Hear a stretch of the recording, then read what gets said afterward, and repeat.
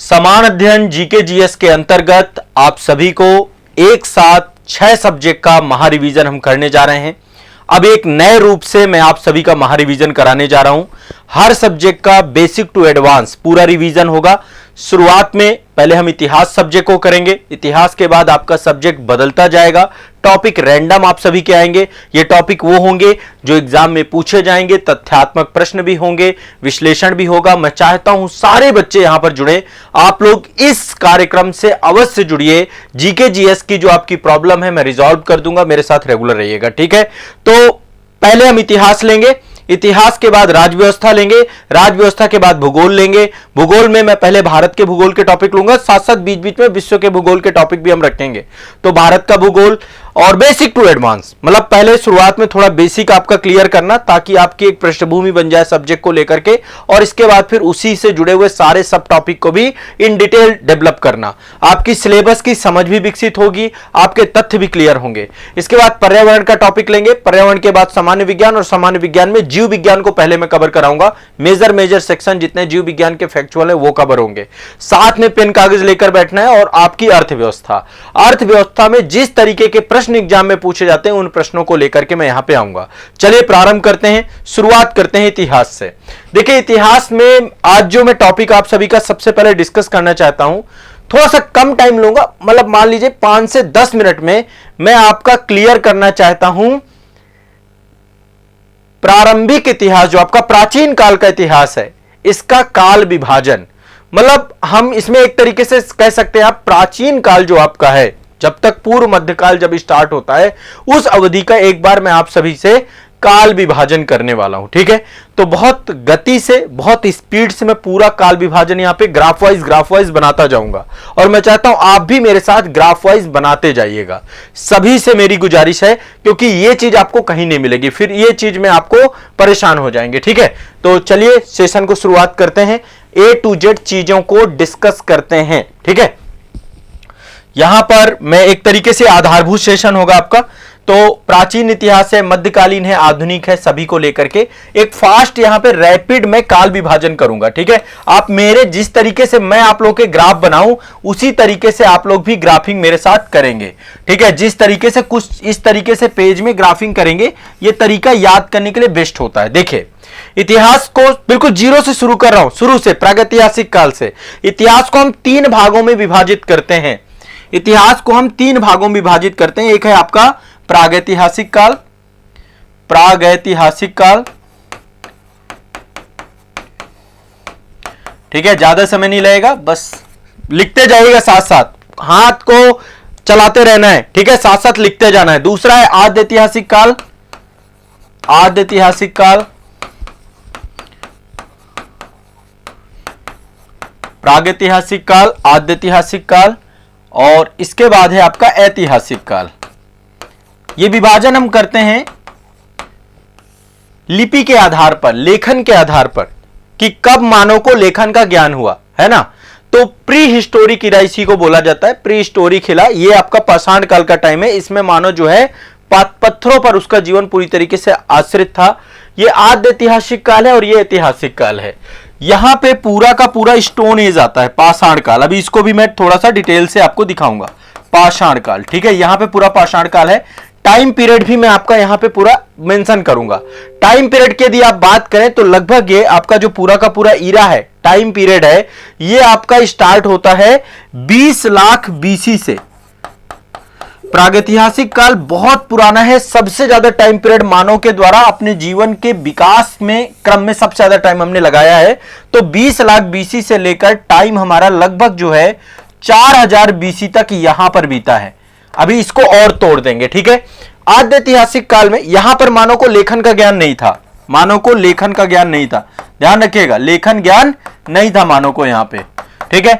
यहां पर मानव को लिपि का ज्ञान तो था, लेकिन हम लिपि को अभी तक पढ़ नहीं पाए हैं। आद्य ऐतिहासिक काल में लिपि का ज्ञान तो था, लेकिन लेखन को पढ़ नहीं पाए। सिंधु घाटी सभ्यता की चित्रात्मक लिपि अभी तक पढ़ी नहीं जा सकी है। तो इसका जो टाइम पीरियड, यहां पर आपकी 2 सभ्यताएं आते हैं। एक तो आपकी आती है आपकी इंडस वैली सिविलाइजेशन, और दूसरी यहां पे आता है आपका वैदिक कल्चर। वैदिक कल्चर, वैदिक कल्चर में जो वैदिक काल था आपका, यहां पर मौखिक ज्ञान ज्यादा था। इंडस वैली सिविलाइजेशन में तो चित्रात्मक लिपि थी, लेकिन वैदिक काल में ज्ञान का माध्यम मौखिक था। तो इसको भी आद्य ऐतिहासिक काल में रखते हैं। ठीक है, यहां पर इन दोनों टाइम पीरियड, इसकी टाइम पीरियड की बात करें तो लगभग 4000 बीसी से लेकर के ये टाइम पीरियड आपका रहता है 600 बीसी तक।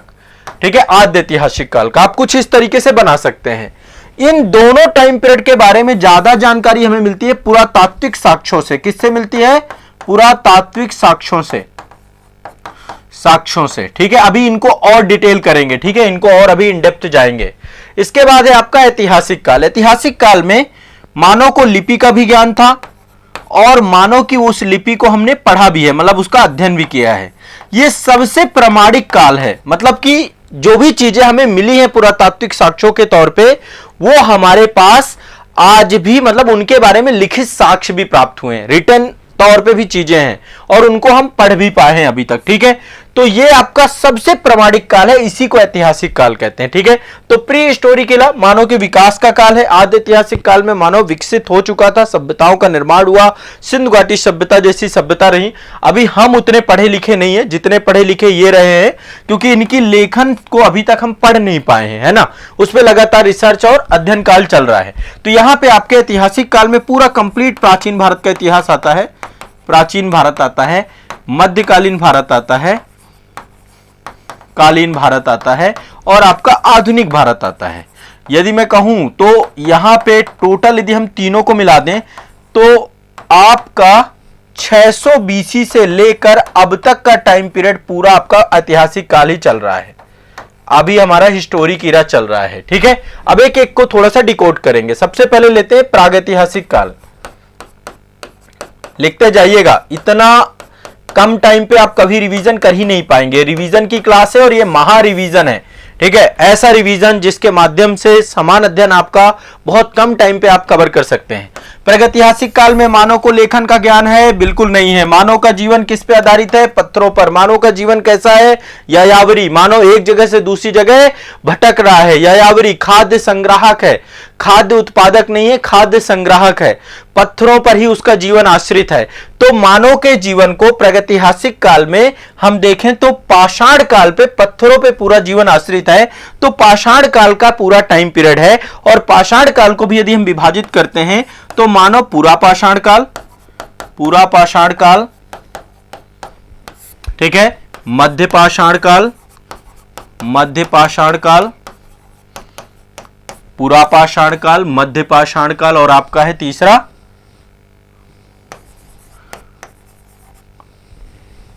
नव पाषाण काल, नव पाषाण काल।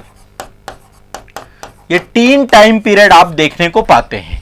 अब इनका टाइमलाइन अलग अलग है। मैं एक बार यहां पे टाइमलाइन लिखता हूं ताकि आपको एक आइडिया हो। इसका टाइमलाइन है 20 लाख बीसी से लेके, सबसे ज्यादा टाइम इसी में रहा आपका। ठीक है, 20 लाख बीसी से लेके लगभग 10,000 बीसी तक जो है मानव यहां पर रहा। अभी मैं इनकी विशेषता वगैरह नहीं बताऊंगा, अभी हम आज केवल काल विभाजन की बात कर रहे हैं। अब चूंकि आप देखिए ये टाइम पीरियड बहुत बड़ा है पूरा पाषाण काल का, है ना। अब ये आपका टोटल मध्य पाषाण काल एक ट्रांजिशन फेज था, आप ये कह सकते हैं। ठीक है, तो 10,000 बीसी से लेकर के कहीं पर 10,000 मिलेगा, कहीं पे 12,000 मिलेगा, आपको कंफ्यूज नहीं होना। ठीक है, एनसीईआरटी का डेटा के हिसाब से मैं आपको बता रहा हूं। आसानी से देखो, पढ़ते जाओ और करते जाएं। ठीक है, कोई दिक्कत नहीं है, बढ़िया आराम से पढ़ते जाओ। 10,000 बीसी से लेकर के आपका टोटल मान के चलिए कि आपका जो 5,000 है या 6,000 बीसी मान लीजिए, ये टाइम पीरियड आपका मध्य पाषाण काल का था, एक संक्रमण काल था। और 6,000 बीसी से लेकर के लगभग आपका जो 4,000 बीसी तक का टाइम पीरियड था, ये आपका पूरा नवपाषाण का टाइम पीरियड था। ठीक है, ये कुछ टाइम पीरियड हम देखने को पाते हैं। अब ये अवधि ज्यादा बड़ी है, यहां पर मानव के जीवन में कई परिवर्तन देखने को मिलते हैं। तो हम लोग इसको भी हम 3 भागों में विभाजित कर लेते हैं। ठीक है, जैसे निम्न पूरा पाषाण काल, पहला विभाजन कर लेते हैं इसी को, पूरा पाषाण को निम्न पूरा पाषाण काल, मध्य पूरा पाषाण काल, मध्य पूरा पाषाण काल। देखिए मध्य पाषाण काल अलग है ना, मध्य पाषाण काल अलग है, ये मध्य पूरा पाषाण काल है, पूरा पाषाण काल है। ठीक है, ध्यान रखिएगा। और तीसरा उच्च पूरा पाषाण काल, उच्च पूरा पाषाण काल। है ना। तो मानव के जीवन में इन तीनों अवधि में परिवर्तन हुआ है, पत्थर के उपयोग पे परिवर्तन हुआ है, जीवन शैली पे परिवर्तन हुआ है, तो परिवर्तन हुआ है। ये आपका लगभग 20 लाख बीसी से प्रारंभ हुआ है ये टाइम पीरियड, और लगभग 80,000 बीसी तक चला। 80,000 बीसी का मतलब बिफोर क्राइस्ट, ईसा के पहले का समय, है ना। इसके बाद 80,000 बीसी से लेकर के आपका ये टाइम पीरियड जो है, क्योंकि ये टोटल कितना है 20 लाख से 10,000 तक है, तो निम्न पुरापाषाण का लगभग 20 लाख से 80,000 के आसपास। 80,000 बीसी से लेकर के यदि हम देखें तो ये लगभग आपका 35,000 बीसी तक ये चला है, 35,000 बीसी तक। और 35,000 बीसी से लेकर के आपका लगभग 10,000 बीसी तक चला है ये, और 10,000 बीसी के बाद फिर आपका ये आ चुका है मध्य पाषाण काल और नवपाषाण काल। तो इन सबकी अपनी अपनी विशेषता है, ठीक है। यहां पे मानव क्या हो जाता है, यहां पे देखिए पशुपालक हो जाता है मानव, यहां पे मानव पशुपालक हो जाता है ना। यहां पे तो मानव खाद्य, ये यायावरी जीवन जीता है, यायावरी, है ना, खाद्य संग्राहक रहता है यहां पे, खाद्य संग्राहक, है ना। यहां पे मानव खाद्य उत्पादक हो जाता है, कैसे, कृषि का आविष्कार कर लेता है, कृषि का आविष्कार हो जाता है यहां पे। तो एक नवपाषाण क्रांति देखने को मिलती है, मानव के जीवन में स्थायित्व आ जाता है। जो मानव यहां पे घूम रहा है, टहल रहा है, एक जगह से दूसरी जगह भटक रहा है, यहां पे उसके जीवन में स्थायित्व देखने को मिलता है, स्थायित्व, और कृषि का खाद्य उत्पादक हो जाता है, खाद्य उत्पादक हो जाता है, ठीक है। और जो विशेषताएं हैं हम लोग एक सेशन में देख लेंगे। दरअसल स्थलों को लेकर के प्रश्न बनते हैं, तो वो मैं एक बार आपको पढ़ा दूंगा। तो ये तो हो गया देखिए आपका प्रागैतिहासिक काल, ठीक है। प्रागैतिहासिक काल में स्टोन एज आता है आपका पूरा का पूरा, और इसमें ऐड करना चाहो तो ताम्रपाषाण काल भी ऐड कर सकते हैं, ताम्रपाषाण काल, है ना। ये 4000 बीसी के आसपास का टाइम पीरियड आपका ये ताम्रपाषाण। पहली धातु जो मानव ने देखी वो तांबा ही थी, तांबा और पत्थर दोनों का प्रयोग, तो पहली धातु तांबा का हमने प्रयोग किया। महापाषाण काल भी हम देखते हैं, मेगालिथिक, ये दक्षिण भारत में थी आपकी, ठीक है। महापाषाण काल, मेगालिथिक जो है दक्षिण भारत में, जो आपका कर्नाटक वाला क्षेत्र है वहां पर देखने को मिलता है, ठीक है। तो इसको और हम देख सकते हैं। अब आते हैं दूसरा हम आद्य ऐतिहासिक में, आद्य ऐतिहासिक में बहुत गति से काम कर रहे हैं। देखिए इतना फास्ट आप कभी नहीं पढ़ोगे जितना फास्ट मैं आपको चीजें लेकर के जा रहा हूं। इसको बोलते हैं प्रोटो हिस्टोरिक इरा। पहला जो था आपका ये प्रागैतिहासिक काल, इसको बोलते हैं प्री हिस्टोरिक इरा, प्रागैतिहासिक काल, फिर प्रोटो हिस्टोरिक इरा, फिर हिस्टोरिक इरा, है ना। इरा मतलब काल, समय काल या पीरियड भी बोलते हैं, है ना। प्रोटो हिस्टोरिक पीरियड भी बोलते हैं इसको, ठीक है। कोई इसमें कंफ्यूजन मत रखिएगा। बढ़िया से पढ़िए, मस्ती के साथ पढ़िए और पूरा रिवाइज करिए। देखिए अभी ये टॉपिक मैं कवर कराता जा रहा हूं और आने वाले समय पे पूरी हिस्ट्री आपके दिमाग में छा जाएगी। एक एक टॉपिक को डिटेल में भी पढ़ाऊंगा, ठीक है, एक एक टॉपिक को डिटेल में भी पढ़ाऊंगा। आद्य ऐतिहासिक काल में मानव को लेखन का ज्ञान था, बिल्कुल था। इनकी लिपि पढ़ पाए नहीं पढ़ पाए। इसमें सभ्यता थी, नगरीय सभ्यता, ग्रामीण सभ्यताएं देखने को मिलती है। तो इसमें आपके जो है देखने को मिलती है, एक तो सिंधु घाटी सभ्यता आद्य ऐतिहासिक सभ्यता थी, सिंधु घाटी सभ्यता। दूसरा आपका यहां पे वैदिक सभ्यता है, वैदिक सभ्यता, जिसके दोनों पक्ष देखने को मिलते हैं, ऋग्वैदिक, ऋग्वैदिक। अच्छा आप लोगों को लग रहा होगा कि वैदिक क्यों रख रहे हैं यहां पे, तो वैदिक रखने के पीछे कारण क्या है, उत्तर वैदिक, क्योंकि ये आपका यहां पे जो लिपि थी वो मौखिक थी, लिखित यहां पर भी नहीं, मौखिक साक्ष्य ज्यादा है। आगे चल के फिर हम उनको संग्रहित करते हैं गुप्त काल में, वो अलग मुद्दा है, उसको बाद में बात करेंगे, ठीक है। तो सिंधु घाटी सभ्यता का टाइम पीरियड देखो, इस टाइम पीरियड में भी बहुत विवाद है, अलग अलग जगह पे अलग अलग आप टाइम पीरियड देखेंगे, लेकिन जो सबसे प्रामाणिक टाइम पीरियड है वो है 2300 बीसी से लेकर के कार्बन डेटिंग के हिसाब से 1700 बीसी के आसपास टाइम पीरियड है, ठीक है। इससे पहले भी सिंधु घाटी सभ्यता के कई सारे स्थल जो मिले हैं, है ना, हड़प्पा सभ्यता के पहले चरण में, जो ये परिपक्व चरण है हड़प्पा सभ्यता का, ठीक है। इसी को हड़प्पा सभ्यता भी कहते हैं, सिंधु घाटी सभ्यता को। वैदिक सभ्यता का टाइम पीरियड देखें तो 1500 बीसी से लेकर के, यहां पे देखिए थोड़ा सा गैप मिलेगा, 1700 बीसी में इंडस वैली सिविलाइजेशन का पतन हो जाता है, लेकिन 200 बीसी तक ये पतन का इरा है। 200 बीसी में क्या है, सिंधु घाटी सभ्यता का पतन होता है 1700 से 1500 के बीच में। वैदिक सभ्यता का टाइम पीरियड चलता है 1500 से लेकर के 600 बीसी तक में, जिसमें 1500 से लेकर के 1000 बीसी तक आपका ऋग्वैदिक काल चलता है, क्योंकि इसमें सोर्स रहता है ऋग्वेद। फिर 1000 बीसी में लोहे का आविष्कार हो जाता है और यहीं से उत्तर वैदिक काल चालू होता है, 600 बीसी तक चलता है। यहाँ पे जो सोर्स होते हैं आपके, वो सोर्स आपके होते हैं अथर्ववेद, यजुर्वेद, सामवेद, 3 वेद आपके इसमें और आपके सोर्स के तौर पे उत्तर वैदिक काल में जुड़ जाते हैं। अब इनकी विशेषताएं हम बाद में पढ़ेंगे। तो ये आपकी 2 वैदिक सभ्यताएं हैं। अब जो सबसे बड़ा हिस्सा है वो है आपके ऐतिहासिक काल का।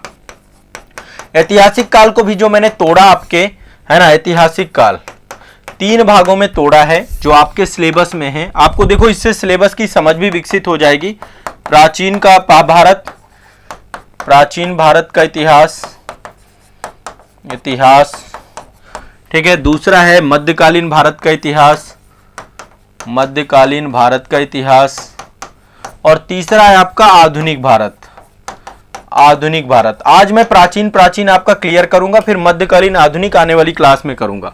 इसका टाइम पीरियड की यदि बात करें तो आपका लगभग प्राचीन भारत का इतिहास 600 बीसी से, वैसे देखा जाए तो प्राचीन भारत में आपका वो सब आता है, आद्य ऐतिहासिक भी आता है, लेकिन ऐतिहासिक काल की बात करें तो 600 बीसी से आपका ये स्टार्ट होता है। 600 बीसी से लेकर मान के चलिए 600 एडी तक, है ना। 600 एडी या मैं 700 एडी भी कह दूं तो कोई दिक्कत नहीं है। हर्षवर्धन का टाइम पीरियड जो रहता है ना, यहां तक तो ये रहता है प्राचीन भारत। 700, इसको 2 भागों में बांटते हैं मध्यकालीन भारत के इतिहास को, लेकिन ओवरऑल इसका टाइम लिख देता हूं। 700 एडी से लेकर के ये रहता है आपका 1707 एडी तक, ठीक है। इसको मैंने 2 भागों में बांटा है प्राचीन भारत को, पूर्व मध्यकाल, पूर्व मध्यकाल, और दूसरा है आपका मध्यकालीन भारत का इतिहास। ये आपके सिलेबस में है, मध्यकालीन भारत, ठीक है। तो पूर्व मध्यकाल का टाइम जो रहता है आपका 700 से लेकर के 700 एडी से लेकर के 1200 एडी तक रहता है, ठीक है, जब आपका दिल्ली सल्तनत की स्थापना होती है। और मध्यकालीन भारत का इतिहास 1200 एडी से चालू होता है आपका, और 1707 एडी जब औरंगजेब की मृत्यु होती है तब तक रहता है। क्लियर है सभी को, स्पष्ट है, कोई दिक्कत तो नहीं है। और आधुनिक भारत के इतिहास की बात करें तो 1707 में औरंगजेब के बाद उत्तरवर्ती मुगल काल जब आता है, 1707 एडी से लेकर के 1947 तक, यहां तक जोड़ सकते हैं, ठीक है। इसके बाद आपका स्वतंत्रता के उपरांत भारत चालू हो जाता है, स्वतंत्रता के उपरांत भारत, यहां पे टॉपिक ले सकते हैं, है ना। तो 1947 से ये स्टार्ट हो जाता है। और अभी एक टॉपिक जो अभी चल रहा है वो चल रहा है समकालीन इतिहास, या कह सकते हैं समसामयिक इतिहास, समसामयिक इतिहास अभी करंट डेवलप हो रहा है इसमें, समसामयिक इतिहास। तो अभी जो लेटेस्ट ईरा चल रहा है वो इसका चल रहा है, करंट हिस्ट्री का, जिसमें आप लोग जी रहे हैं, समसामयिक हिस्ट्री बोलते हैं उसे। तो 1947 से लेकर के जितने भी प्रधानमंत्री हुए हैं पीएम मोदी तक के टाइम पीरियड को स्वतंत्रता के उपरांत भारत में हम वर्टिकल में डाल सकते हैं। क्लियर है सभी को, समझ में आ रहा है ना, कुछ समझ में आ रहा है कि नहीं आ रहा, ठीक है। बहुत तेजी से, बहुत गति से मैं फास्ट रैपिड रिवीजन करा रहा हूं, तो रिवीजन ऐसा ही होता है, ठीक है। अब देखिए हम ओवरऑल एक काम करते हैं, प्राचीन भारत को थोड़ा सा डिकोड करते हैं इसमें से, इसमें उठाते हैं प्राचीन भारत को, प्राचीन भारत का इतिहास। मैं धीरे धीरे जूम इन करता जा रहा हूं, ठीक है, इसको जूम इन करता जा रहा हूं। इतिहास टाइम पीरियड मैंने आपको कितना बताया प्राचीन भारत के इतिहास का। ऐतिहासिक काल में देखें तो 600 बीसी से लेकर के प्रारंभ होता है 700 एडी तक, ठीक है। अब चलो एक एक करके देखते हैं बहुत गति से। पहला इसमें देखिए कई सारी घटनाएं हैं, एक एक करके मैं यहां पे डाल देता हूं, मेंशन कर देता हूं। 1 2 3 4 5 6, हाँ सबको क्लियर हो रहा है, ठीक है। देखिए सबसे पहली बात है 600 बीसी, टाइम लिखते जाना है। 600 बीसी के टाइम पीरियड पे हमें क्या देखने को मिलता है, महाजनपद काल, महाजनपद काल, 600 बीसी में ही हमें और क्या देखने को मिलता है, मगध साम्राज्य का उदय, मगध साम्राज्य का उदय, साम्राज्य का उदय। महाजनपद काल में 16 महाजनपद देखने को मिलते हैं, और 16 महाजनपदों में कुछ हमें गणराज्य देखने को मिलते हैं, 8 गणराज्यीय व्यवस्था भी देखने को मिलती है, मैं पढ़ा भी चुका हूं पहले। 8 गणराज्य भी देखने को मिलते हैं। इन महाजनपदों में कुछ गणराज्यीय प्रणाली वाले भी क्षेत्र थे।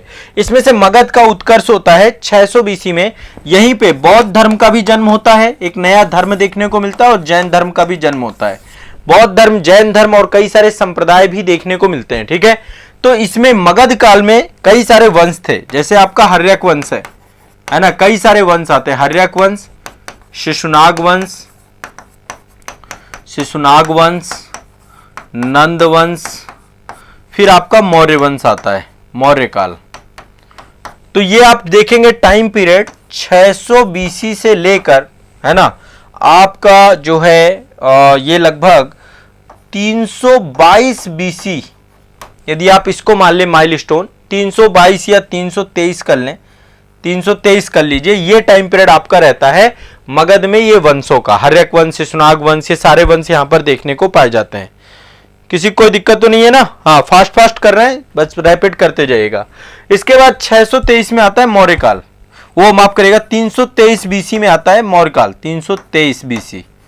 चंद्रगुप्त मौर्य के द्वारा, चाणक्य के द्वारा नंद वंश को खत्म करके मौर्य वंश की स्थापना। इसमें 3 शासक बहुत प्रमुख हैं, चंद्रगुप्त मौर्य, चंद्रगुप्त मौर्य के बाद फिर आपका बिंदुसार आता है, फिर अशोका आता है। ठीक है, सम्राट अशोका आता है। तो ये आपका टोटल चलता है 184 बीसी तक। कितना चलता है मौर्य काल? 184 बीसी तक। ठीक है, मौर्य काल के बाद आता है आपका मौर्योत्तर काल, मौर्योत्तर काल। इसके बाद आता है मौर्योत्तर काल, मौर्योत्तर काल। बाकी डिटेल में देखो आगे चल के पढ़ाऊंगा इनको सबको, मौर्योत्तर काल ही ले लिया, डिटेल्स पढ़ा दिया। यहां से भारत में देखिए समय समय पर भारत में कई सारे विदेशी आक्रमण हुए हैं। एक आक्रमण हुआ है, सबसे पहला भारत में विदेशी आक्रमण हुआ है ईरानी आक्रमण, ईरानी आक्रमण। ईरानी के बाद दूसरा आक्रमण हुआ है आपका यहीं पे मौर्य काल के से पहले नंद वंश के टाइम पीरियड पे, इसको बोलते हैं यूनानी आक्रमण, सिकंदर का आक्रमण था, यूनानी आक्रमण। इनको अलग अलग एक एक सेशन में मैं पढ़ा दूंगा आपको। ठीक है, मौर्योत्तर काल में बहुत सारे विदेशी आ जाते हैं। ठीक है, कौन कौन से आते हैं? शक आते हैं, पहलव आते हैं, हिंद यूनानी आते हैं, हिंद यूनानी आते हैं, कुषाण आते हैं, कुषाण आते हैं। ठीक है, तो कुछ यहां पर शासक विदेशी आ जाते हैं और इसके बाद सातवाहन वंश भी देखने को मिलता है हमें यहाँ पे, सातवाहन वंश, शुंग वंश देखने को मिलता है, शुंग वंश मौर्योत्तर काल में, कण्व वंश देखने को मिलता है। तो शुंग वंश, कण्व वंश, सातवाहन वंश, फिर आपका ये शक, पलहव, हिंद यूनानी, कुषाण, ये सारे आप मौर्योत्तर काल में पढ़ते हैं। यदि मैं मौर्योत्तर काल के टाइम पीरियड की बात करूं तो 184 बीसी से लेकर के 319 एडी तक चलता है आपका, 184 से लेकर के 319 एडी तक आपका जो टाइम पीरियड चलता है आपके मौर्योत्तर काल का टाइम पीरियड होता है। ठीक है, मौर्योत्तर काल में आपका शुंग वंश, कण्व वंश, सातवाहन वंश, शक, पलहव, हिंद यूनानी, कुषाण, ये सारे आपके शासक देखने को मिलते हैं। ठीक है, ध्यान रखिएगा। क्लियर है, स्पष्ट है? आगे चलते हैं, मौर्य गुप्त काल आता है, अगला आता है आपका गुप्त काल। तो गुप्त काल में जो टाइम पीरियड है गुप्त काल का 319 से लेकर 550 एडी तक है ना, 319 एडी से लेकर के 550 एडी तक का जो टाइम पीरियड है ये गुप्त काल का टाइम पीरियड है। और गुप्त काल के बाद आपका आता है गुप्तोत्तर काल। गुप्तोत्तर काल की अवधि की बात करें तो गुप्तोत्तर काल आपका 550 एडी के बाद स्टार्ट हो जाता है। गुप्तोत्तर काल प्राचीन भारत का ये अंतिम समय पीरियड होता है, 550 एडी से लेकर के मान के चलिए 700 एडी तक आपका ये टाइम पीरियड रहता है। ठीक है, इसमें कई सारे वंश आपको देखने को मिलते हैं। इसी का एक हिस्सा है पुष्यभूति वंश, पुष्यभूति वंश। इसी को हम दूसरे नाम से जानते हैं, वर्धन वंश के नाम से भी जानते हैं इसको। किस वंश से जानते हैं? वर्धन वंश के नाम से भी इस वंश को हम जानते हैं। इसी का एक महान शासक था हर्षवर्धन। ठीक है, हर्षवर्धन का टाइम पीरियड 606 से लेकर 647 तक रहता है। ठीक है, हर्षवर्धन का टाइम पीरियड। ठीक है, तो पुष्यभूति वंश, प्रभाकर वर्धन, राज्यवर्धन, हर्षवर्धन, ये आपके शासक देखने को मिलते हैं।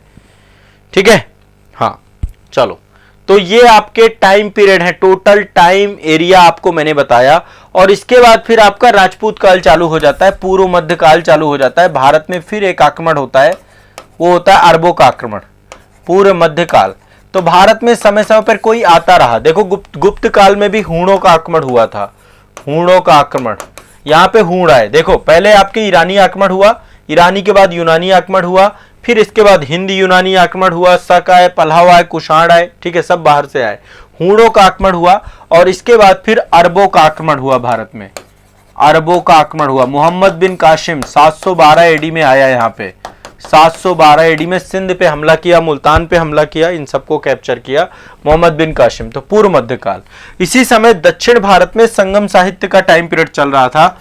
तो दक्षिण भारत की स्थिति अलग थी, है ना। दक्षिण भारत में कई सारे वंश आपका, एक तो संगम कल चला है, दक्षिण भारत में चल रहा था संगम साहित्य, संगम साहित्य। तो ये आपका पूरा का पूरा प्राचीन काल से जुड़ा हुआ एक काल विभाजन है।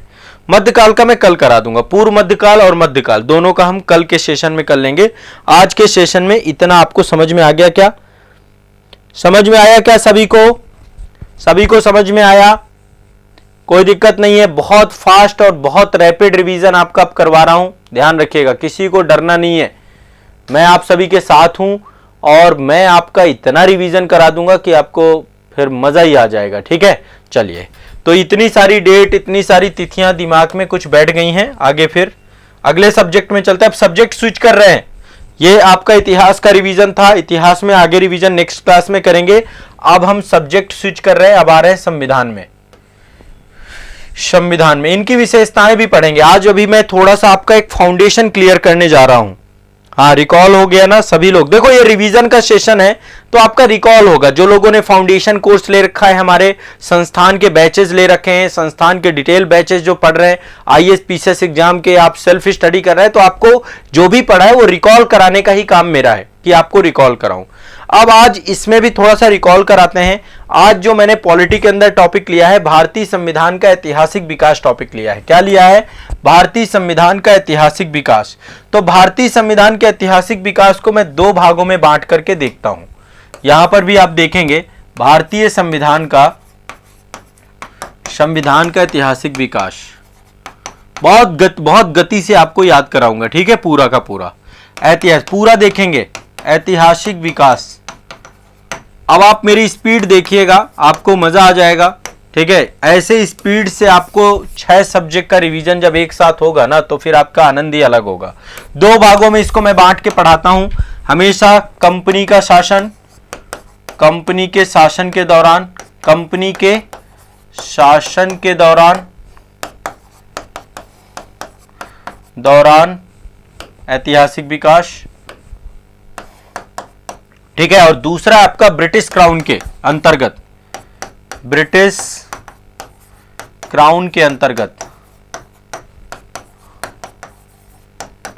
हमारा संविधान बनने में लगभग 3 साल का टाइम लगा है, 2 वर्ष 11 माह 18 दिन लगे हैं। तो इतनी अवधि के लिए आप समझ सकते हैं कि तो कंपनी का शासन और ब्रिटिश क्राउन के अंतर्गत दो आपके टाइम पीरियड हैं। अब इन दोनों का टाइम पीरियड देखो, इसमें जो चालू होता है ना वो 1600 से स्टार्ट होता है। 1600 एडी का चार्टर लेक जो होता है ना वहीं से स्टार्ट होता है और ये लगभग 1853 तक आपका पूरा का पूरा टाइम पीरियड है। इसकी बात करें तो 1858 का अधिनियम आता है और अंतिम अधिनियम 1935 का अधिनियम आता है। अब इनमें कई सारे एक्ट हैं। ठीक है, मैं सारे एक्ट एक बार लिखता जा रहा हूं।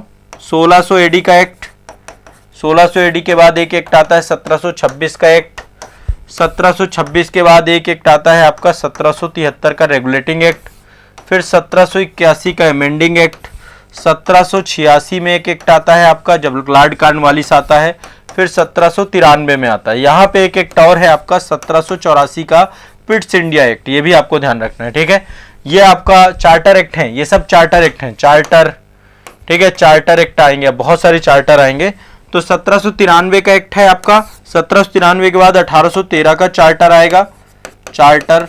इसके बाद 1833 का चार्टर आएगा। ठीक है, इसके बाद आपका 1833 के बाद 1853 का चार्टर आएगा। ठीक है, इसके बाद 1857 की क्रांति हो जाती है। तो 1857 की क्रांति के बाद शासन सत्ता ब्रिटिश क्राउन के अंतर्गत चला जाता है, कंपनी के शासन को समाप्त कर दिया जाता है। तो 1858 में जो आएगा इसको भारत शासन अधिनियम कहते हैं, भारत शासन अधिनियम। ठीक है, 1858 के बाद अगला आपका है 1858 का भारत शासन अधिनियम। 1858 के बाद आपका नेक्स्ट है 1858, 1861, 1861 के बाद 1878 में जो है आपको पता है वर्नाकुलर प्रेस एक्ट होता है, शाही अधिनियम आता है 1878 में। इसके बाद सीधा 1892 में अधिनियम आता है आपका। 1892 के बाद बैक टू बैक आपके एक तो 1909 में अधिनियम आता है माल्य मिंटो सुधार, फिर मॉन्टेस्क्यू चेम्सफोर्ड सुधार आता है, 1935 का अधिनियम आता है। 1935 से पहले यदि हम संवैधानिक विकास की बात कर रहे हैं तो दो तीन चीज देखेंगे हम यहाँ पे। एक तो 1928 में नेहरू रिपोर्ट आती है आपकी, है ना, मोतीलाल नेहरू के द्वारा। फिर इसके बाद 1928 के बाद आपका 1935 का अधिनियम आता है, ठीक है। 1932 में कम्युनल अवार्ड और 1935 का गोलमेज सम्मेलन होते हैं ना, 1932 में रैमजे मैकडोनाल्ड के द्वारा कम्युनल अवार्ड दिया गया। 1935 का भारत शासन अधिनियम आता है। इसके बाद 1940 में अगस्त प्रस्ताव आता है। 1942 में क्रिप्स मिशन आता है, ठीक है। और 1942 के बाद आपका जो है एक आपका डेट है, नेक्स्ट है 1945 में आपका बेबल प्लान आता है। इससे पहले राजगोपालाचारी फार्मूला भी है। 1946 में आपका कैबिनेट मिशन योजना के तहत संविधान का निर्माण होता है। 1947 में भारत का विभाजन के लिए माउंटबेटन प्लान आता है और फिर 1947 में ही भारतीय स्वतंत्रता अधिनियम आ जाता है, जिससे भारत पाकिस्तान का विभाजन के साथ जो है स्वतंत्रता हो जाती है, हमारा संविधान निर्माण कार्य भी चालू हो जाता है, ठीक है, ठीक है। तो ये जो है पूरा का पूरा आपको ध्यान में रखना है। इतने सारे एक्ट आपके हैं इसमें। अब देखो ये सारे एक्ट में जो इंपॉर्टेंट बातें होंगी ना वो भी रिवाइज कराऊंगा आपको, उनका भी रिवीजन कराऊंगा। अभी तो ये फास्ट मैंने सिर्फ डेटें यहाँ पे लिखी हैं, ठीक है। महारानी के द्वारा जो है जो राजलेख पारित किया गया था, ये राजलेख था, ये भी राजलेख था। 1773 में रेगुलेटिंग एक्ट आता है आपका, रेगुलेटिंग एक्ट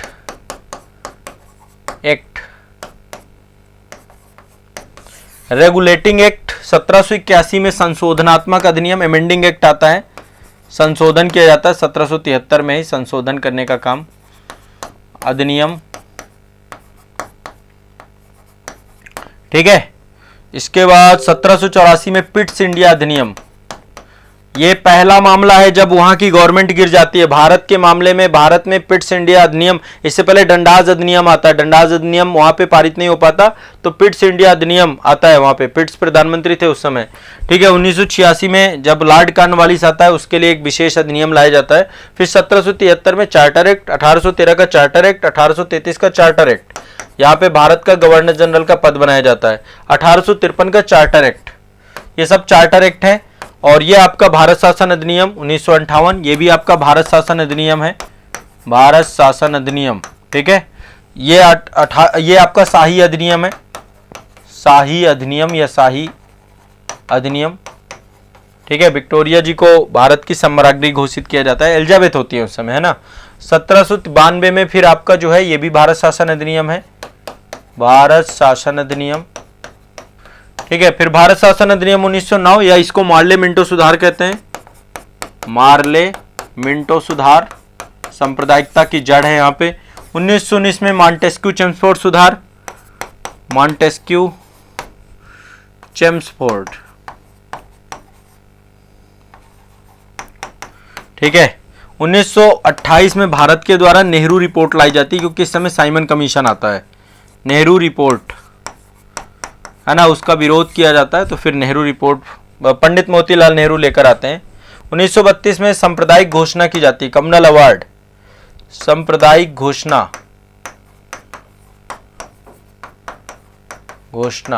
ठीक है। 1935 का भारत शासन अधिनियम है, ठीक है। ये 1940 में अगस्त प्रस्ताव है, द्वितीय विश्व युद्ध के बाद लॉर्ड लिनलिथगो के द्वारा लाया जाता है। 1942 में क्रिप्स मिशन, कोई फायदा नहीं है, क्रिप्स मिशन राजनीतिक गतिरोध को दूर करने के लिए आता है, लेकिन कोई फायदा नहीं होता। 1945 में बेबल प्लान होता है, बेबल योजना होती है, बेबी फेल हो जाती है, कोई एक्सेप्ट नहीं करता इसको। बेबल प्लान, शिमला सम्मेलन होता है इसी समय, उसी समय बेबल प्लान आता है, ठीक है। 1946 में कैबिनेट मिशन योजना, कैबिनेट मिशन योजना, संविधान का निर्माण हो जाता है इसमें, 3 सदस्यीय आपका कैबिनेट मिशन आता है। 1946 में ये आपका क्या है, माउंटबेटन प्लान, माउंटबेटन प्लान। और 1947 में भारतीय स्वतंत्रता अधिनियम आ जाता है, देश आजाद हो जाता है, स्वतंत्रता अधिनियम। और इसके बाद 26 जनवरी 1949 को हमारा संविधान अंगीकृत अधिनियमित आत्मार्पित हो जाता है। 1949 को संविधान दिवस मनाते हैं ना, और 26 जनवरी 1950 को लागू कर देते हैं, ठीक है। ये संविधान की एक गाथा है, इसमें बहुत सारे अधिनियम है, बहुत सारे एक्ट है, सब चीजें ऑनलाइन बैच में डिटेल से पढ़ाई जाती हैं।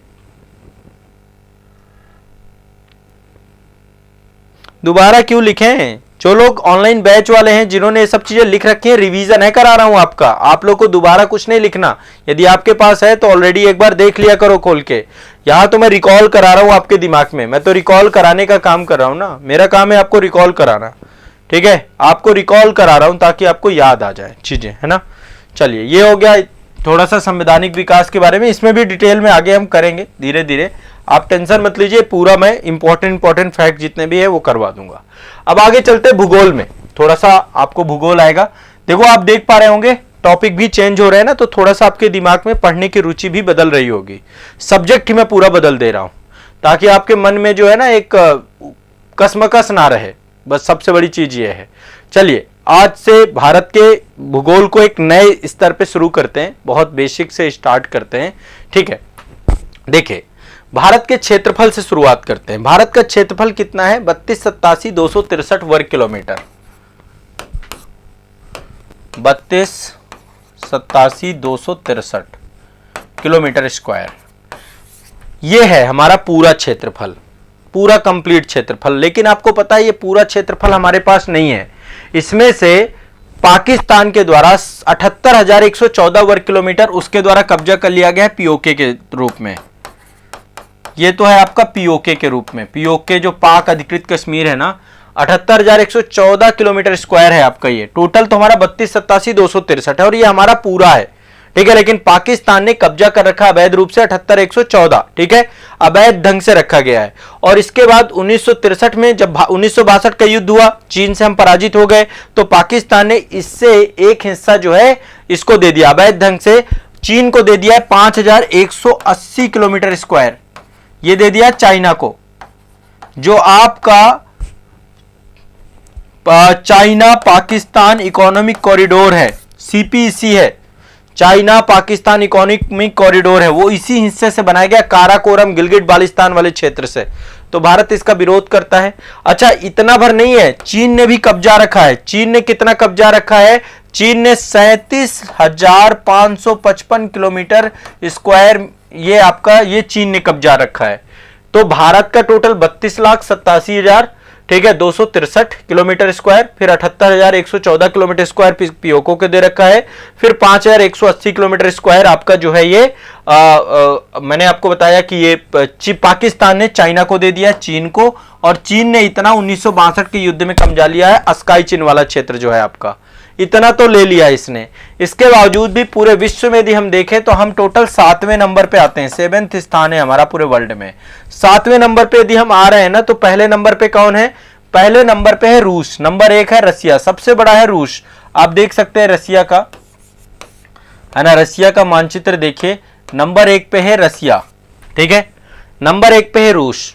टोटल क्षेत्रफल कितना होगा इसका? बहुत ज्यादा है, मैं पूरा 170 लाख वर्ग किलोमीटर का क्षेत्र है इसका, पूरी पृथ्वी का 1/3 इसी के पास है ना, इससे इसके आसपास भी कोई नहीं है। दूसरे नंबर पे है कनाडा, तीसरे नंबर पर है उत्तरी अमेरिका। तो यहां पर देखिए, रूस के बाद कनाडा है, कनाडा के बाद अमेरिका है। बहुत सारे बच्चों को यह डाउट है कि पहले मतलब डेटा में कई जगह पे चीन लिखा होता है, कई जगहों पे होता है कि भैया जो है पहले रूस है, रूस के बाद फिर कनाडा है, कनाडा के बाद चीन है। नहीं, चीन नहीं है, चीन और इसमें काफी अंतर है। यूएसए का जो है टोटल जो क्षेत्रफल है वो है आपका 98 लाख वर्ग किलोमीटर और चीन का है 95,000 वर्ग किलोमीटर, ठीक है। तो दोनों का अलग अलग है, 95 लाख वर्ग किलोमीटर, दोनों का अलग अलग है, मतलब 3 लाख किलोमीटर का अंतर है, तो काफी बड़ा एरिया। तो तीसरे नंबर पे आपका यूएसए आता है, चौथे नंबर पे आपका चाइना आता है, ठीक है, चौथे नंबर पे चाइना आता है, 5वें नंबर पे यहां पे ब्राजील आता है, 6वें नंबर पे ऑस्ट्रेलिया आता है, 7वें नंबर पे हम आते हैं। तो ये आपके पास एक रफली डेटा होना चाहिए। साथ साथ नोट्स बनाते जाओ, मतलब बहुत दिक्कत नहीं है, इजीली आप। तो भारत से बड़े कितने? 6 देश हैं, आपको क्रम पता होना चाहिए, रूस, कनाडा, यूएसए, चाइना, फिर ब्राजील, फिर ऑस्ट्रेलिया, फिर भारत आपका। तो हम पूरे विश्व में देखा जाए, लेकिन अब आप देखिए टोटल विश्व की बात करें तो टोटल विश्व का 2.43% भारत के पास है। कितना है? 2.43%, टोटल लैंड का 2.43%। जनसंख्या विश्व में नंबर 1 है, सबसे ज्यादा पॉपुलेशन लेके बैठे हुए हैं, 17-18% से ज्यादा आबादी हमारे देश में रहती है पूरे विश्व की, लेकिन लैंड हमारे पास नहीं है, तो दबाव तो बढ़ेगा ही। आप खुद सोचिए, सोचिए, यदि हम रूस को छोड़ दें तो भारत जो है लगभग पूरे यूरोप के बराबर है।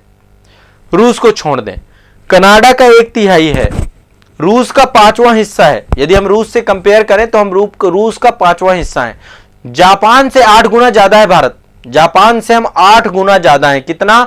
8 गुना ज्यादा। और यूनाइटेड किंगडम से 12 गुना ज्यादा है, ब्रिटेन से 12 गुना। ब्रिटेन अपने से 12 गुना देश से जाकर के यहां पे राज करके गया है। ब्रिटेन से 12 गुना ज्यादा है, इतना बड़ा क्षेत्र उसके हाथ में था। सोचिए 1947 तक। जापान से 8 गुना ज्यादा है, लेकिन तकनीकी में हमसे बहुत आगे है। रूस का 5वां हिस्सा है, कनाडा का 1/3 हिस्सा है, और यूरोप के लगभग बराबर है हम। ठीक है, तो रफली एक कंपेयर मैंने आप सभी के लिए ये किया है। ठीक है, तो एक तो आपको क्षेत्रफल को लेकर के क्लियरिटी होगी, कोई दिक्कत नहीं है। थोड़ा सा एक चीज और यहां पर आपको क्लियर कर देता हूं, 1-2 पॉइंट। देखिए, विस्तार को लेकर के भी क्वेश्चन पूछता है, कई बार क्वेश्चन आए हैं कि भारत का कितना विस्तार है, अवस्थिति विस्तार पे से क्वेश्चन आपके बनते हैं। तो यदि हम भारत के विस्तार की बात करें कि उत्तर से लेकर दक्षिण तक यदि हम विस्तार देखें भारत का, तो विस्तार कितना है आपका टोटल? ये बहुत आसान है, 321 उल्टा लिखना है, 3214 किलोमीटर, है ना, 3214। ये आपका 3214 किलोमीटर का आपका उत्तर से दक्षिण विस्तार है। लेकिन यदि आप पूरब से पश्चिम विस्तार देखेंगे, यहां से लेकर के यहां की बात करेंगे, तो टोटल कितना है आपका? ये आपका है 2933 किलोमीटर, 2933 किलोमीटर।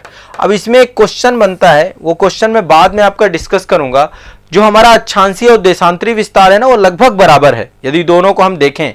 लेकिन आप देखेंगे कि देशांतरी विस्तार, ये वाला जो आपका पूर्व से पश्चिम विस्तार है ना, ये आपका 2933 किलोमीटर, इसकी अपेक्षा काफी कम है ना, लगभग आपका 200 किलोमीटर से भी ज्यादा कम है आपका। तो इसके पीछे का रीजन क्या है? 200 क्या मतलब लगभग 250 से ज्यादा है, तो ये भी आपको ध्यान रखना है। लेकिन चलिए उस पर मैं अलग से बताऊंगा, देशांतर रेखाओं का वहां पे एक बहुत बड़ा रोल है। ठीक है, तो 281 किलोमीटर का अंतर है दोनों के बीच में। कितना है? इनको माइनस कर देते हैं तो कितना है? 281 किलोमीटर का अंतर है, काफी बड़ा अंतर है ना, 281 किलोमीटर का अंतर है दोनों के बीच में। ठीक है, भारत में मानसूनी जलवायु पाई जाती है। जलवायु कैसी आप सभी जानते हैं, दक्षिण पश्चिमी मानसून आता है हमारा, जो है ये जून के महीने में 1 जून को आ जाता है। ठीक है, और देखो ओवरऑल देखेंगे तो भारत की जो जलवायु है ना, उष्णकटिबंधीय जलवायु है, क्योंकि हिमालय पर्वत श्रेणी है। क्योंकि 30 डिग्री से ऊपर भी भारत का विस्तार है, हम टोटल 37 डिग्री, ठीक है, 6 मिनट तक हम विस्तृत हैं। तो 30 के ऊपर वाला शीतोष्ण कटिबंध कहलाता है, उपोष्ण कटिबंध कहलाता है। तो हमारे पास हिमालय के कारण से साइबेरिया, रूस से आने वाली पवनें रुक जाती हैं, वो चीन वाले क्षेत्र तक सीमित रहती हैं। तिब्बत है और फिर इसके बाद हिमालय। तो हिमालय एक तरीके से एक वाल की तरह काम कर रहा है, वाल की तरह काम कर रहा है और हमें बचा रहा है। ठीक है, ये आपको ध्यान में रखना है। ठीक है, अब इसको लेकर आगे बहुत सारे टॉपिक, बहुत सारे क्वेश्चन मैं आपके करवाऊंगा, धीरे धीरे बहुत सारे फैक्ट और डेटा आपके रिकॉल कराऊंगा। आज के सेशन के लिए इतना ही रखेंगे इसमें। अब नेक्स्ट चलते हैं पर्यावरण को लेकर के, इन्वायरमेंट को लेकर। चीजें समझ में आ रही है ना? किसी को कोई दिक्कत तो नहीं आ रही ना? आप लोगों को चीजों में कोई समस्या नहीं है? चीजें समझ में आ रही हैं?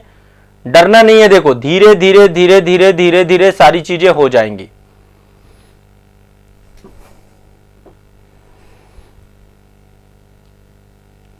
सभी लोग एक बार कमेंट सेक्शन में जाएं। देखो मेरी गति थोड़ा ज्यादा रहेगी, क्योंकि रिवीजन तो मैं ऐसे ही करा सकूंगा, इतनी स्पीड से ही रिवीजन करा सकूंगा।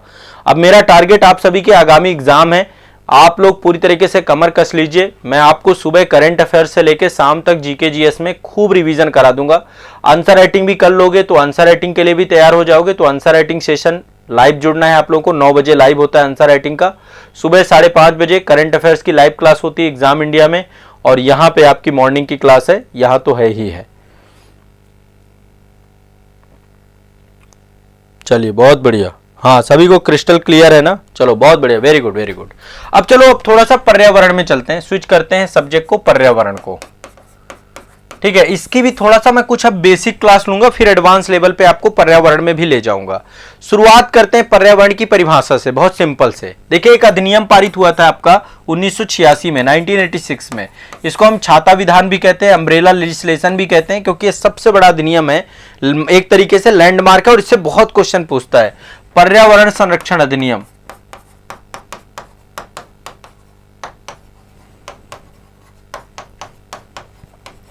पर्यावरण संरक्षण अधिनियम 1986, इसी के अंतर्गत पर्यावरण से जुड़े बाकी अधिनियम है आपके। तो इसके द्वारा पर्यावरण की परिभाषा बताई गई है। ठीक है, पर्यावरण की परिभाषा बताई गई है। पर्यावरण संरक्षण अधिनियम के अनुसार क्या है, पर्यावरण क्या है, किसी भी जीव को चारों तरफ से घेरे हुए है ना। पर्यावरण का मतलब तो यही होता है ना, आप लोगों ने पढ़ा परि और आवरण, है ना। परि और आवरण का मतलब, परि का मतलब है चारों तरफ, आवरण का मतलब है ढके हुए। तो कौन किसको ढके हुए है, समस्त जीवधारियों को अजैविक और भौतिक पदार्थ घेरे हुए हैं। अजैविक और भौतिक पदार्थ, यहां पे दो शब्द मैं यूज कर रहा हूं। अजैविक पदार्थ, पर्यावरण में दो चीजें होती हैं, पर्यावरण में दो चीजें हम देखने को पाते हैं। पर्यावरण दो भागों से मिलकर बना है, एक तो अजैविक घटक है, अजैविक घटक, ये क्वेश्चन पूछा गया है कई बार, ध्यान रखिएगा। और दूसरे है आपके जैविक घटक, जैविक घटक। तो अजैविक और जैविक घटक किसको जो है घेरे हुए हैं चारों तरफ, जीवों को। ठीक है, विभिन्न जीवों को घेरे हुए, समस्त जीवधारियों को घेरे हुए, समस्त वनस्पतियों को घेरे हुए हैं। कौन, अजैविक और जैविक घटक। तो अजैविक घटक क्या है, जैविक घटक क्या है, यह आपको पता होना चाहिए। अजैविक घटक में क्या आता है और जैविक घटक में क्या आता है, यह आपको पता होना चाहिए। देखो, अजैविक घटक में तीन चीजें आती हैं आपकी, तीन चीजें आती हैं अजैविक घटक में। पहला स्थल मंडल, स्थल मंडल। दूसरा आता है आपका वायुमंडल, वायु, स्थल वायु, है ना। और आपका क्या आता है, जल मंडल, जल भी आपका अजैविक घटक में आता है, मंडल। जैविक घटक में क्या आता है, सभी जीव आते हैं और सभी आपकी वनस्पतियां आती हैं। अब सभी जीव सभी वनस्पतियां में सब आ जाएगा। तो पर्यावरण क्या है, जो चारों तरफ से ढके हुए है। कौन किसको ढके हुए, समस्त जीवधारियों को अजैविक या भौतिक पदार्थ घेरे हुए हैं। ठीक है, जो अजैविक पदार्थ हैं, भौतिक पदार्थ हैं, सभी जीवधारियों को घेरे हुए। तो ये जो है आपका, ये जो अजैविक घटक हैं, ये जैविक घटकों को घेरे हुए हैं चारों तरफ से, इसी को हम पर्यावरण कहते हैं। और यही पर्यावरण संरक्षण अधिनियम की परिभाषा कहती है। सिंपल सा है, पर्यावरण किसी भी जीव को चारों तरफ घिरे भौतिक और जैविक दशाएं हैं, जिनके साथ जीवधारी क्या करते हैं, जैविक घटक क्या करते हैं, अंतःक्रिया करते हैं। तो पर्यावरण संरक्षण अधिनियम में बात कही गई है। पर्यावरण संरक्षण अधिनियम 1946 को छाता विधान या अम्ब्रेला लेजिस्लेशन के रूप में भी हम जानते हैं। क्लियर है, सिंपल है। भौतिक घटक या अजैविक घटक एक ही बात है। यहां पे मैं भौतिक अजैविक घटक जो बोल रहा हूं ना, यही आपके भौतिक घटक है, भौतिक घटक है। ठीक है, पर्यावरण इन दोनों से मिलकर बनता है, लेकिन अजैविक घटकों को के द्वारा अजैविक घटक घिरे हुए हैं। देखिए, ये आपके अजैविक घटक हैं। अजैविक घटक में सब कुछ आता है, स्थल जल वायु जैव सब कुछ आता है। इसके अंदर जैविक घटक जो आपके हैं, यही पर्यावरण की परिभाषा है, बहुत सिंपल सी। जैविक घटकों को अजैविक या भौतिक घटकों ने चारों तरफ से घेर रखा है और जैविक घटक इनके साथ क्या करते हैं, अंतःक्रिया करते हैं। यही पर्यावरण है, यही इन्वायरमेंट है। इसी के साथ जो है हमारा एक इकोसिस्टम डेवलप है, उसी के साथ हम एक दूसरे पर आश्रित हैं, एक दूसरे को लेकर के कार्य कर रहे हैं। बस इतना है, विभिन्न जीवधारों का आधार है। ठीक है, और इन सभी का सम्मिलित रूप ही जैव मंडल कहलाता है। इन सभी का सम्मिलित रूप ही जैव मंडल, जीव मंडल, जिस रूप में भी आप देखना चाहें उस रूप में भी हम देखते हैं। ठीक है, क्लियर है सभी को, कोई दिक्कत तो नहीं है।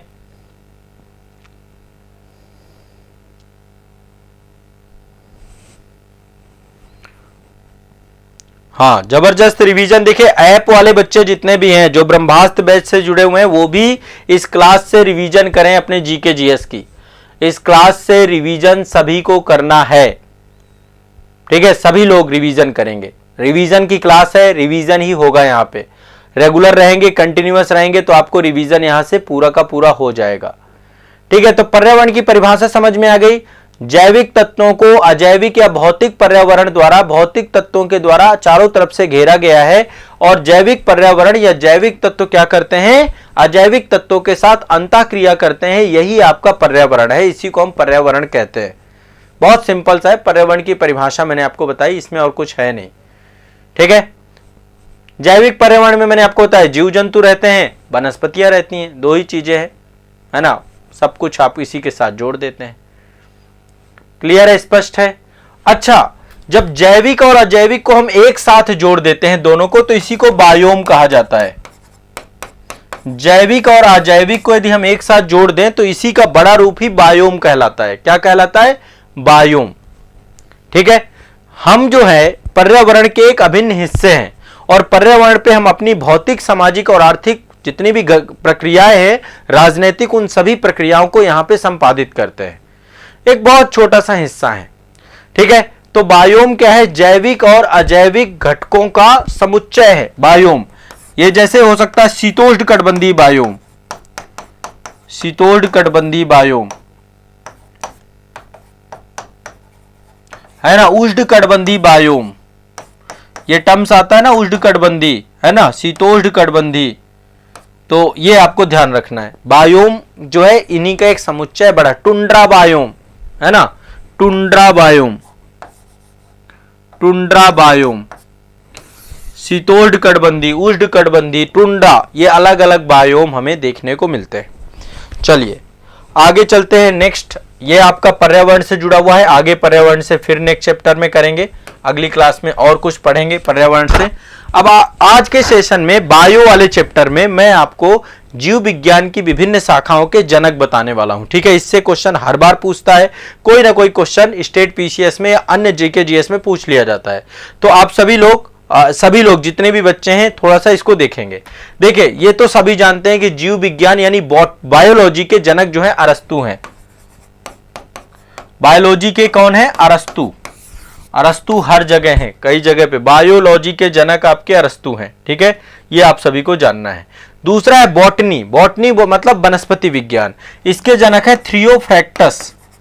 ठीक है, ये फादर्स हैं सभी, है ना, थ्रियोफ्रैक्टस। ये आपके क्या है? बॉटनी के जनक हैं। ये भी आप सभी जानते होंगे, पढ़ा होगा आपने। एक होता है जीवाश्मिकी, है ना, जो जीवाश्म वगैरह होते हैं ना, इनका भी अध्ययन किया जाता है। तो इसके जनक है Leonardo da Vinci. Leonardo da Vinci.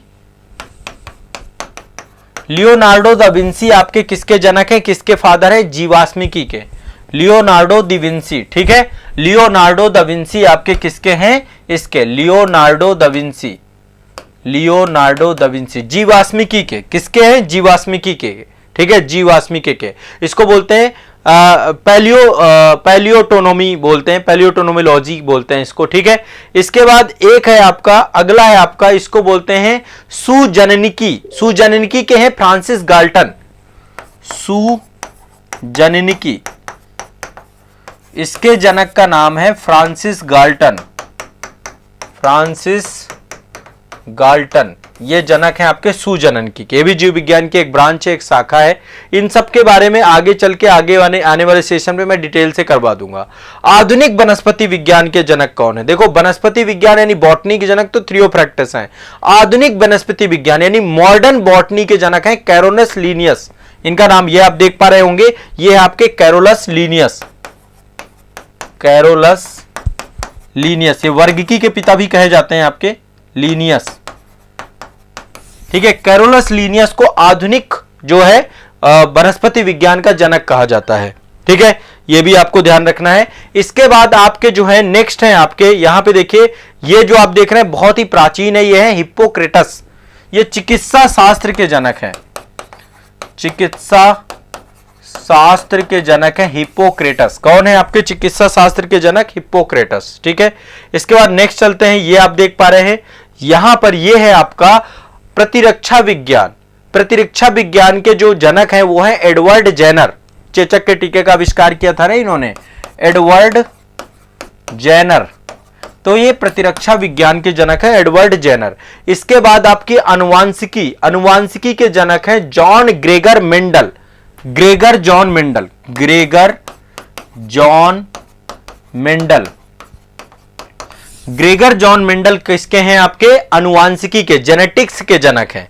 और एक है आपका आधुनिक जननांकिकी, आधुनिक अनुवांशिकी, जिसके हैं टीएच मॉर्गन।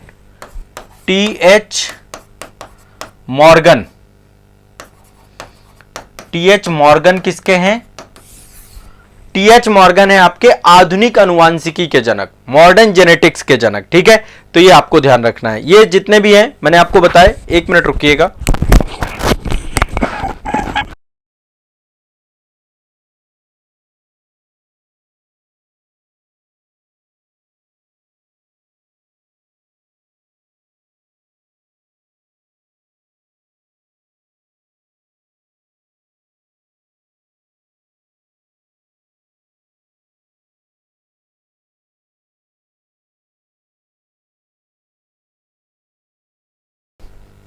हाँ हाँ, टीएच मॉर्गन, हाँ ठीक है, आधुनिक अनुवांशिकी के टीएच मॉर्गन है। क्लियर है सभी को? और बाकी फिर आगे, बाकी बाद में देखेंगे, बस इतना ही पर्याप्त है बायो में। बाकी ये फिर बहुत ज्यादा है, इनको हम फिर धीरे धीरे धीरे धीरे सारे के सारे कर लेंगे। ठीक है, अभी के लिए इतना ही रखते हैं। ठीक है, तो ये आपके जो है मैंने जितने बता दिए इतने याद कर लेना, लिस्ट बना लेना। इसके बाद फिर एक लिस्ट और बना दूंगा उसमें। इसके बाद चलते हैं अर्थव्यवस्था। अर्थव्यवस्था में कुछ फैक्ट आपको बताता हूं, इनसे डायरेक्ट क्वेश्चन पूछे जाते हैं। ये फैक्ट आपके एक तरीके से इतिहास से भी जुड़े हुए, आप मान सकते हैं कि इतिहास से भी जुड़े हुए फैक्ट हैं आपके। जैसे कि दादा भाई नौरोजी ने एक पुस्तक लिखी थी, poverty and un British rule in India. आप सभी को पता है, एक पुस्तक लिखी थी उन्होंने, और उनमें उन्होंने धन के निष्कासन के सिद्धांत को दिया था। तो भारत में प्रति व्यक्ति आय का कितना अनुमान लगाया था दादा भाई नौरोजी ने? 1867 में उनकी पुस्तक जो है ये रिलीज हुई थी, जिसमें उन्होंने एक पूरा कंप्लीट सारा का सारा ड्रेन ऑफ वेल्थ थ्योरी बताई थी, और बताया था कि भारत की जो प्रति व्यक्ति आय 1867 में थी वो 20 रुपए का अनुमान इन्होंने लगाया था कि प्रति व्यक्ति आय भारत की कितनी है? 20 रुपए। और यहां से उन्होंने धन के निष्कासन का सिद्धांत दिया था। ये 20 रुपए वार्षिक की बात थी। आप खुद सोचिए, उस समय 20 रुपए की कीमत वैसे ज्यादा रही है, लेकिन फिर भी 20 रुपए वार्षिक थी भारतीयों की आय, बहुत ही कम। 1867 में यह अनुमान लगाया गया था। यह क्वेश्चन आपको पता है, यह क्वेश्चन आपका आईएएस तक में पूछा गया है, पीसीएस में तो पूछा ही जाता है, वहां पे पूछते हैं। अच्छा, भारत की प्रति व्यक्ति आय का अनुमान लॉर्ड कर्जन के द्वारा कितना लगाया गया? लॉर्ड कर्जन ने भी भारत की प्रति व्यक्ति आय का अनुमान लगाया था, तो लॉर्ड कर्जन ने 30 रुपए लगाया था। कितना? 30 रुपए भारत की प्रति व्यक्ति आय लगाई थी। यह बात की थी उसने 1901 में। तो यदि लॉर्ड कर्जन ने, दादा भाई नौरोजी ने 20 रुपए लगाया, कब लगाया? 1867 में। अब सोचिए 1901 में एक अंग्रेज वायसराय के द्वारा 30 रुपए प्रतिवर्ष लगाया गया, तो आप सोच सकते हैं कि ओवरऑल दादा भाई नौरोजी का फॉर्मूला सही रहा होगा। इसके बाद एक जो है अनुमान और लगाया जाता है 1931 में। आपको सभी को पता होगा, एक पर्सन थे doctor B K Rao. Doctor B K Rao के द्वारा भी, बहुत बड़े इकोनॉमिस्ट थे, डॉक्टर बीके राव के द्वारा भी प्रति व्यक्ति आय का अनुमान लगाया गया, 62 रुपए लगाया गया। तो ये इससे क्वेश्चन यदि आते हैं प्रति व्यक्ति आय को लेकर के, तो आपको ध्यान रखना है। 20 रुपए आपका 1867 में दादा भाई नौरोजी ने पहला प्रयास किया था। ठीक है, ड्रेन ऑफ वेल्थ की थ्योरी दी थी। 1901 में लॉर्ड कर्जन के द्वारा 30 रुपए और 62 रुपए डॉक्टर बीके राव के द्वारा 1931-32 का डेटा इन्होंने ये बताया था। ठीक है, जब हमारा देश आजाद हुआ, स्वतंत्रता मतलब जब देश हमारा आजाद हुआ 1947 में, तो देश की टोटल नेशनल इनकम कितनी रही होगी? हमारे देश की राष्ट्रीय आय कितनी थी? आज तो हम 3 ट्रिलियन के करीब पहुंच रहे हैं, है ना। 5 ट्रिलियन का लक्ष्य हमने रख रखा है। अर्थव्यवस्था हमारी 3 ट्रिलियन के आसपास जा रही है। हमारा जो जीडीपी है 3 ट्रिलियन के आसपास जा रहा है। तो जब देश आजाद हुआ था, आपको पता है हमारे देश की कितनी खस्ता हालत थी। सब अंग्रेजों ने यहां से ड्रेन ऑफ वेल्थ कर दिया था। 4,931 करोड़ रुपए की जीडीपी छोड़ करके गए थे, बस इससे ज्यादा नहीं था। ये हमारी नेशनल इनकम थी जब देश आजाद हुआ है, उस टाइम पीरियड पे। यदि मैं प्रति व्यक्ति आय की बात करूं तो लगभग 204 रुपया हमारा प्रति व्यक्ति आय था उस दौरान। 204 रुपया प्रति व्यक्ति आया था। तो जब कभी भी आप कोई क्वेश्चन आता है ब्रिटिश इकोनॉमी को लेकर के, ब्रिटिश अर्थव्यवस्था और भारतीय अर्थव्यवस्था से कंपेयर करता है, तो निश्चित तौर पे आपको जरूर यहां पे मेंशन करना चाहिए सभी को। क्लियर है? 20 रुपए, 1830 रुपए, फिर आपका 62 रुपए, फिर आपका ये 204 रुपए, है ना। अलग अलग जो है आपका ये है। क्लियर है सभी का? कोई दिक्कत नहीं है। आजादी के टाइम पे कितना था? 204 रुपए। अब आज कहेंगे सर आज कितना है? तो देखो आज वर्तमान में स्टेट वाइज अलग अलग डेटा है। एग्जैक्ट डेटा यदि देखें भारतीयों का, तो लगभग औसतन आप देखेंगे तो मतलब स्टेट वाइज जैसे अब दिल्ली का ही देख लेंगे तो यहाँ पे 2 लाख 2.5 लाख रुपए वार्षिक है औसतन, है ना, दिल्ली का। गोवा की बात कर लेंगे तो वहां पे 2.5-3 लाख, 4 लाख, 5 लाख इस तरीके की स्थिति है। तो स्टेट वाइज अलग अलग डेटा है। पूरे भारत की देखेंगे तो भी 50-60 हजार से कम नहीं है हमारे देश में इस समय जो है, जबकि इतनी जनसंख्या बढ़ चुकी है, सारी चीजें हैं, लेकिन इसके बावजूद भी प्रति व्यक्ति आय का औसतन जो है डेटा अच्छा है, पहले से बेटर है, ठीक है। लेकिन अंग्रेजों के टाइम पे स्थिति बहुत खराब हुई थी, ठीक है। एक और फैक्ट आपसे पूछा जाता है, एक फैक्चुअल डेटा है आपका, महलवाड़ी व्यवस्था। आपको पता है अंग्रेजों के द्वारा 3 प्रकार की व्यवस्था लाई गई थी। एक तो आपकी जमींदारी व्यवस्था थी, महलवाड़ी थी और रैयतवाड़ी व्यवस्था थी। तो महलवाड़ी व्यवस्था का प्रस्तावक कौन था? हाल्ट मैकेंजी, नाम ध्यान रखिएगा, हाल्ट मैकेंजी। इनके द्वारा प्रस्ताव दिया गया था 1922 में, ठीक है। उसके बाद महलवाड़ी व्यवस्था आपकी पंजाब वाले रीजन में, साउथ के कुछ रीजन में, सब जगह पे किया गया, ठीक है। एक पर्सन है के.एम. पन्नीकर, बहुत बड़े इतिहासकार हैं, के.एम. पन्नीकर महोदय के द्वारा, के.एम. पन्नीकर ने जब, आपको पता है प्लासी का युद्ध हो गया, बक्सर का युद्ध हो गया, 2 युद्ध हुए थे 1757 में और 1764 में, ठीक है। उसके बाद आपको पता है बंगाल में द्वैध शासन लग जाता है 1765 में, 1765 से लेके 1772 तक, जब वारेन हेस्टिंग रेगुलेटिंग एक्ट के टाइम पीरियड तक यहां पे द्वैध शासन बंगाल में लग जाता है। इस काल को के.एम. पन्नीकर महोदय के द्वारा डाकू राज्य की उपमा दी गई है कि अंग्रेजों के द्वारा क्या किया गया? लूट लिया गया पूरा। एक ऐसा स्टेट डेवलप किया गया जो कि पूरा का पूरा शोषण पे आधारित था, डाकू राज्य कहा गया के.एम. पन्नीकर। एक क्वेश्चन पूछा गया यूपीपीएससी में, ध्यान रखना, डाकू राज्य की उपमा कहां किसने दिया? के.एम. पन्नीकर ने। किस अवधि को दिया? 1765 से 1772 की अवधि को, ध्यान रखना इस बात को, के.एम. पन्नीकर के द्वारा दिया गया, ठीक है।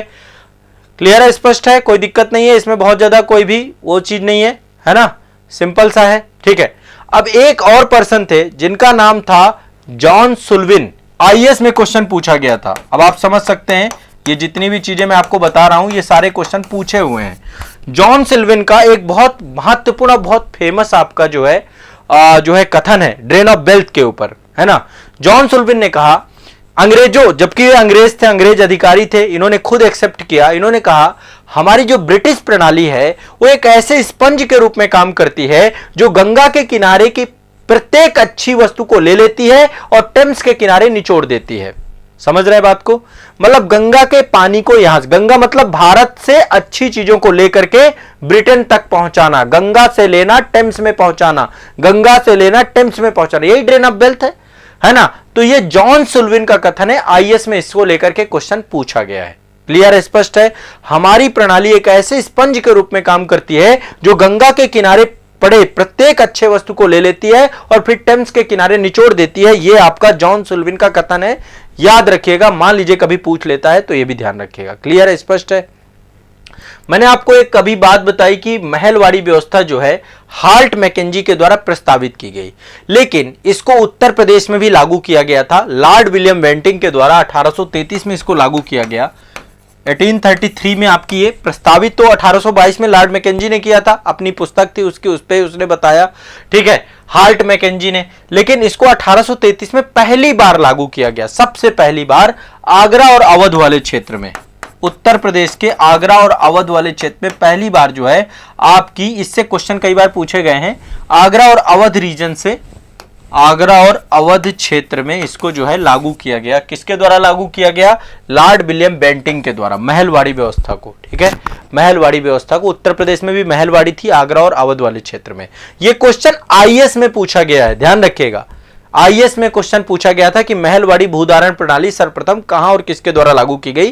तो 1833 में लॉर्ड विलियम बेंटिंक के द्वारा आगरा और अवध वाले क्षेत्र में लागू की गई, ठीक है।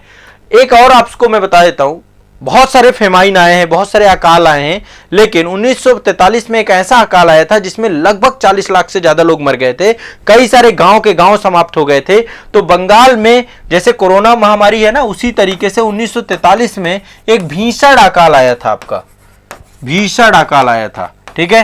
तो इसमें बहुत सारे लोगों का संहार हुआ, बहुत सारे लोग मर गए। यहाँ पे अंग्रेजों के टाइम पीरियड पे फेमाइन को लेकर कई सारे कमीशन तो बनाए गए, लेकिन बहुत ज्यादा चीजें नहीं हुई यहाँ पर, ठीक है।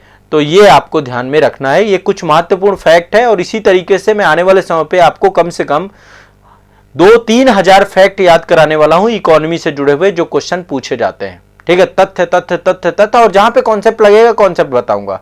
ठीक है, और इकोनॉमी में देखो करंट से क्वेश्चन भी काफी आते हैं। करंट वाली क्लास में इकोनॉमी का करंट कर लेंगे, यहां पे पूरा जीएस कर लेंगे। निश्चित तौर पे आपका इकोनॉमी से क्वेश्चन गलत नहीं होगा, जीएस से क्वेश्चन गलत ही नहीं होने देना है। ठीक है, तो ये अर्थव्यवस्था से जुड़ा हुआ टॉपिक था। तो इस तरीके से आपका इतिहास हो गया, भूगोल हो गया। ठीक है, आपका जो है इतिहास हो गया, भूगोल हो गया, और आपका जो है राज्य व्यवस्था हो गया, इसके बाद आपका पर्यावरण हो गया, इसके बाद आपका अर्थव्यवस्था हो गया और सामान्य विज्ञान हो गया। तो ये हमारा हमेशा महारिवीजन का एक फॉर्मेट है और इसी फॉर्मेट पे हम आगे आने वाली क्लासेस को रखेंगे।